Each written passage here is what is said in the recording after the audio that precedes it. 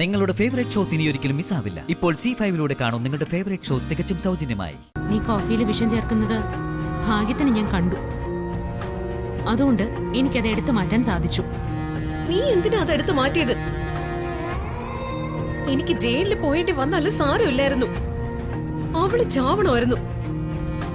എനിക്ക് അവളെ കൊല്ലണമായിരുന്നു.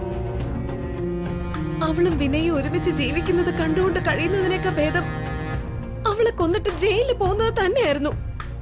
ഗാർഗി, നീ ചെയ്യുന്നത് അബദ്ധമാണ്. ഇല്ല പാർവതി, എന്റെ വിനയനെ എന്നിൽ നിന്ന് തട്ടിയെടുത്ത അവളെ ജീവനോടെ ഈ ഭൂമിയിൽ വെച്ചേക്കാൻ പാടില്ല. അവളെ കൊല്ലണം, കൊന്നേ തീരും. ഗാർഗി, നിനക്ക് എന്താ ഭ്രാന്ത് പിടിച്ചോ? അതെ, എനിക്ക് ഭ്രാന്ത് തന്നെയാ. അവള് അറിയ എന്റെ മുന്നിൽ നിൽക്കുന്നിടത്തോളം കാലം എന്റെ ഭ്രാന്ത് കൂടി കൂടി വരും. ഗാർഗി, സ്വന്തം ഭർത്താവിനെ മറ്റൊരു സ്ത്രീ വശീകരിച്ചെടുത്താ അത് സഹിക്കാൻ ഒരു ഭാര്യയ്ക്കും സാധിക്കില്ല. അത് ശരി തന്നെയാ. സ്വാഭാവികമായും ആ സ്ത്രീയെ കൊല്ലാനുള്ള പകയും വാശിയൊക്കെ തോന്നുകയും ചെയ്യും. പക്ഷേ അത് തീർക്കുന്നതിനുള്ള വഴി കൊലപാതകമൊന്നുമല്ല. അത് വിഡ്ഢിത്തരമാണ്. മാത്രമല്ല മഹാപാപവുമാണ്. ഒരുപക്ഷെ കോടതിയിൽ നിന്നും ജയിലിൽ നിന്നും എല്ലാം നീ രക്ഷപ്പെടുമായിരിക്കും.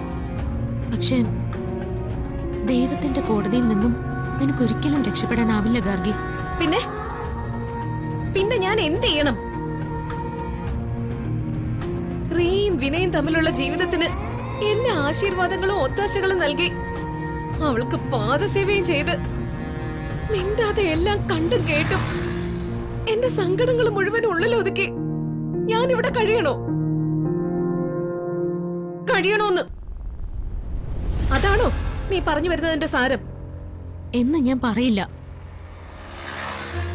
സങ്കടങ്ങൾ ഉള്ളിലൊതുക്കി ഒരു നെരിപ്പോട് പോലെ ഒതുങ്ങി കഴിയേണ്ടവളല്ല സ്ത്രീ. പ്രതികരിക്കേണ്ടടുത്ത് അവൾ തീർച്ചയായും പ്രതികരിക്കണം. നേടേണ്ടത് അവൾ നേടിയെടുക്കണം.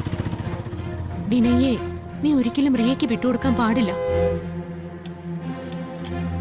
പറയാൻ എളുപ്പം, പക്ഷെ വിനയ് ഒരിക്കലും എന്റെ ജീവിതത്തിലേക്ക് മടങ്ങി വരുമെന്ന് എനിക്ക് തോന്നുന്നില്ല. എന്റെ ജീവിതം നശിച്ചു പാർവതി. എനിക്കത് നഷ്ടപ്പെട്ടു. എനിക്ക് നഷ്ടപ്പെട്ട ജീവിതം ഒരിക്കലും ആ റിയയ്ക്ക് കിട്ടരുത്. അത് മാത്രം ഇപ്പൊ എന്റെ ചിന്ത.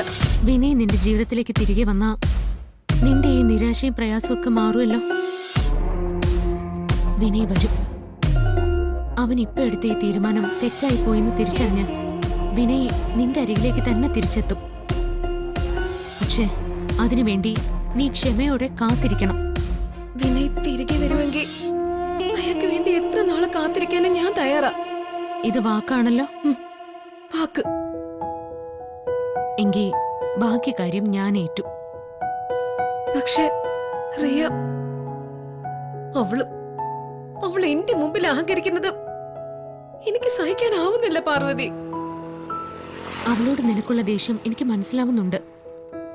അവളുടെ കൊമ്പൊടിക്കണം. ആദ്യം അത് നടക്കണം. എങ്കിലേ എനിക്ക് ഇത്തിരിയെങ്കിലും സമാധാനം ഉണ്ടാവും. വഴിയുണ്ട്. എന്ത് വഴി? ഡൗൺലോഡ് ചെയ്യൂ C5 ആപ്പ്. കാണൂ എല്ലാ എപ്പിസോഡുകളും സൗജന്യമായി.